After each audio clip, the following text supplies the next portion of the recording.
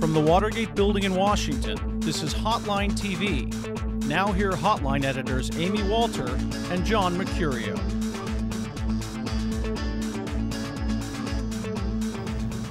Welcome to Hotline TV. I'm Holly Noe.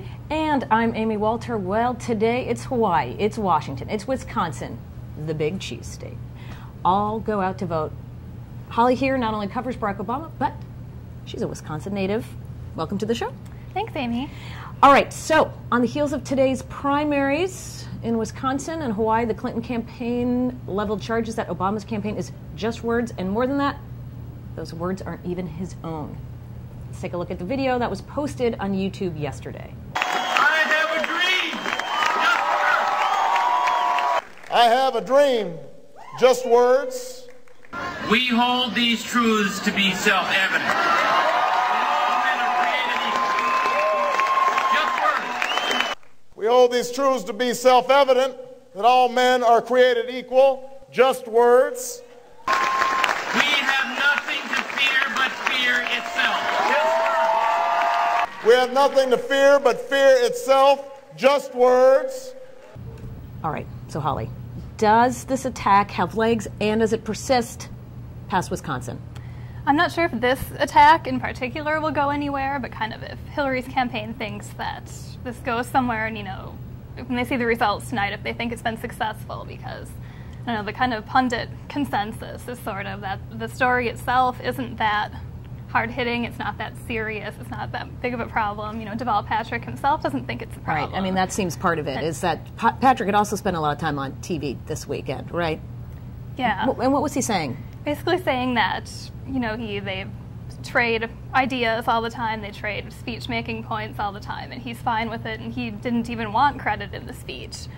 So it's plagiarism it's from somebody who's not right. So it's that it's not really a big deal, but the question is, does this take the shine off of Obama, who's known as the orator? It's getting people to talk about, you know, does this kind of tarnish his image as a great speaker and things like that, and they've succeeded in making this, you know, the top news story is what people are talking about. Yeah, because today. What did Obama really want to talk about today? His economic policy in Ohio and NAFTA and that line of attack. Right. Instead, he's talking about this, which I think is a very good point. The other question is, my point is, you know, usually when these charges come up, they can have the effect of hurting, you know, the new voters to the system, people who were inspired to turn out because they're not traditional voters. They see Obama as a transcendent figure, and yet these are the kinds of people who might not turn out if they think that he's not real. But I think instead what it's done is really coalesce that group of voters to turn out and defend him more than turn them off. Okay. Well, Amy, we're going to have to stay up until 9 tonight when the polls close in Wisconsin to find out anything for certain.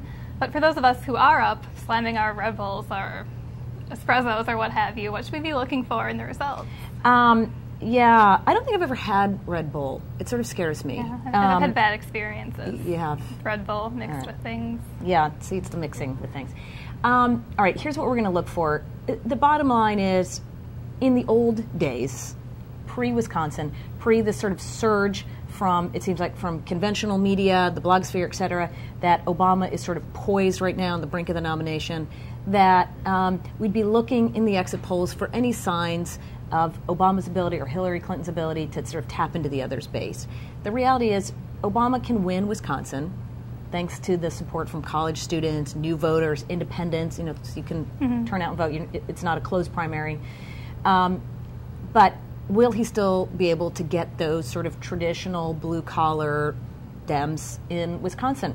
Normally this would be a question that folks around in the pundit sphere would be very interested in. Now it seems the only way that Hillary Clinton can prove that she can stop the Obama momentum is to actually win.